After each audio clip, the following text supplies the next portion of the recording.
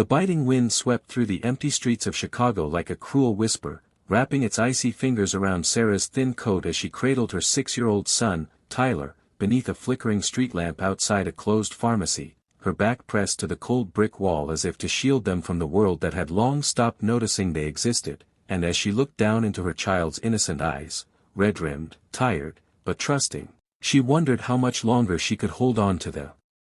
fragments of hope she was desperately clutching, because once, not long ago, she'd had a life that, while not perfect, was hers. A waitress job at a cozy diner on Belmont Avenue, an old but clean 2-bedroom apartment with a small kitchen where she and Tyler would bake cookies on Sundays, and a dream of going to nursing school that she'd kept folded in the back of her heart like an old letter, but all of that had unraveled like a loose thread in a worn sweater the day her mother was diagnosed with stage 4 cancer, forcing Sarah to take leave from work to care for her, draining her savings for hospital bills, groceries,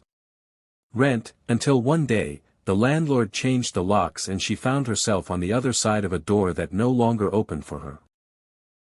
And then came the shelters, the food pantries, the aching humiliation of being seen but not acknowledged, heard but never truly listened to, and yet through it all, she never stopped trying to keep her son warm, fed, and somehow smiling, even if she cried herself to sleep beside him on a bus bench, whispering promises she didn't know how to keep, promises that tomorrow might be better, might be kinder, might offer them a place to breathe. But tomorrow never came, not really, until a moment so ordinary, so unremarkable in its setting, changed everything. Because on a gray Thursday afternoon, with a drizzle hanging in the air like sorrow that couldn't fall, Sarah and Tyler took refuge beneath the awning of a crowded coffee shop, the smell of espresso and cinnamon rolls seeping into their senses as people bustled past, some glancing at them with discomfort, others pretending not to see them at all, and just as Sarah considered moving again, lest someone call the police, a tall man in a navy wool coat with salt and pepper hair and kind but weary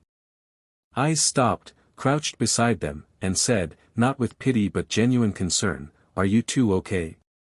A question so simple, yet so rare, that it caught Sarah off guard, and before she could answer, the man offered them a warm meal inside, which she instinctively declined until Tyler's stomach let out a loud, involuntary growl that made her flush with embarrassment and surrender her pride just this once.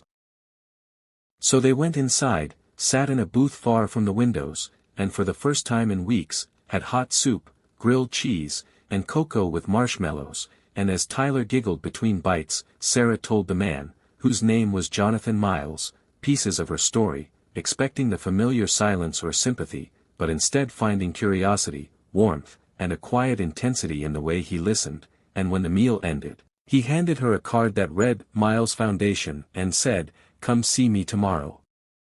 I think we can help you get back on your feet," which she pocketed with skepticism but couldn't stop thinking about, because kindness from strangers had been as rare as rest these past months. The next morning, after a night spent in a church shelter where the lights never turned off and safety felt more like a hope than a guarantee, she dressed Tyler in his cleanest shirt, braided his hair, and walked into the towering building downtown that matched the address on the card, fully prepared to be turned away or told the offer had expired, but instead she was greeted by name, led to a corner office with sunlight pouring through the glass, and welcomed by Jonathan, who told her he'd once been like her, a scared child living in a car with his single mother until a man gave them a chance, not a handout, but a lifeline, and now he wanted to be that person for someone else, for her, for Tyler, if she'd let him, and what followed was a whirlwind Sarah never could have imagined even in her most daring dreams.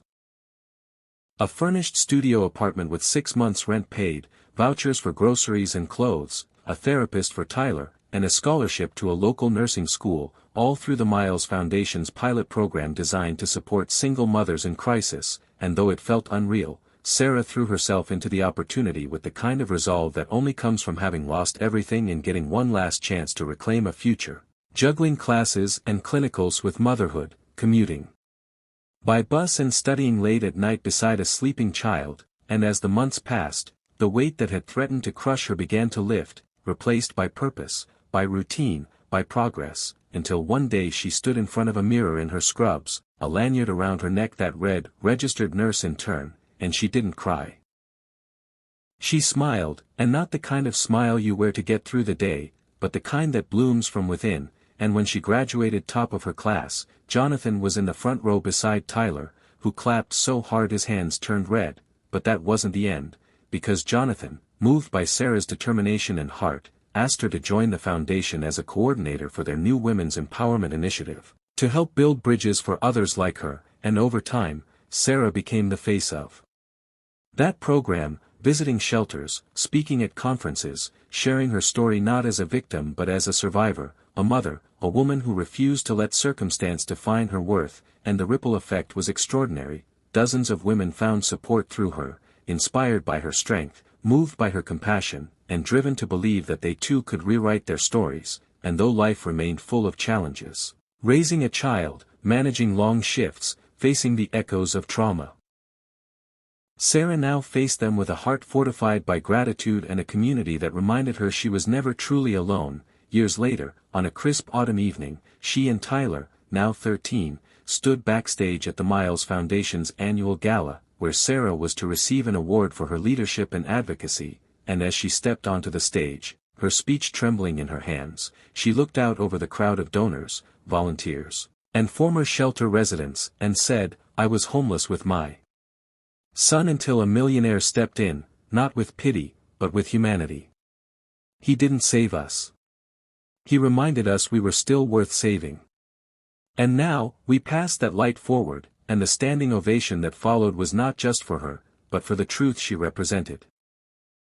That sometimes the smallest act of kindness can ignite a transformation, that when someone chooses to see you, really see you, when the world has turned away, it changes everything. And after the gala, as she and Tyler walked hand in hand to their modest home, he asked, "Mom, do you think I could help people like you and Jonathan someday?" And she squeezed his hand and said, "I think you already do," because in the end, the real story wasn't about being homeless or even being helped, it was